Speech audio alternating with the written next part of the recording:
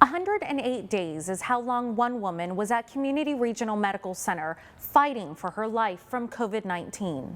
Thanks to the excellent care from the ECMO team at Community Regional, Michelle survived, and after more than 3 months, she was finally able to go home. When Michelle Delgado's 79-year-old father was hospitalized for COVID-19, she didn't know she would be following right behind him. We brought him on February 19th, and it was really hard because we just had to leave him at the tent because, you know, that's the protocol. A week later, the teacher from Merced learned she too had COVID-19 and her symptoms were getting bad. I'll be fine, I'll be fine. Come Saturday, my oxygen levels were so low. I told my son, you got to get me down there. Michelle ended up in the intensive care unit at Community Regional Medical Center alongside her father, Frank. Dr. Mohammed Fayed explains Michelle had severe respiratory failure. Respiratory failure meaning the amount of oxygen going to the blood is low. And she was requiring really high amount of oxygen. We call it high flow oxygen. Despite the therapy we gave her, she continued to progress.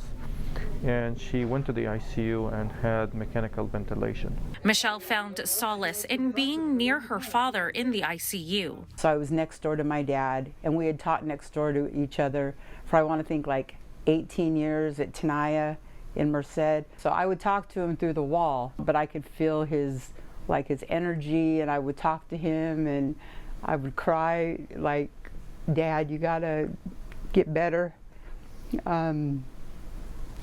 But unfortunately, he didn't make it. It would be an uphill battle for Michelle to survive. Dr. Fayed says Michelle needed to receive treatment from ECMO when mechanical ventilation didn't work. ECMO is an artificial lung. It takes the blood from the vein, put oxygen, remove carbon dioxide, and put it back to the patient with catheters. ECMO stands for extracorporeal membrane oxygenation. It takes a highly specialized team to provide ECMO to a patient, including a cardiothoracic surgeon, pulmonologists, perfusionists, critical care doctors, specially trained nursing staff, respiratory therapists, physical therapists, and more. My talk to her at the beginning is, are you going to be able to save my life? And I said, yes. And of course, you know, it's a difficult,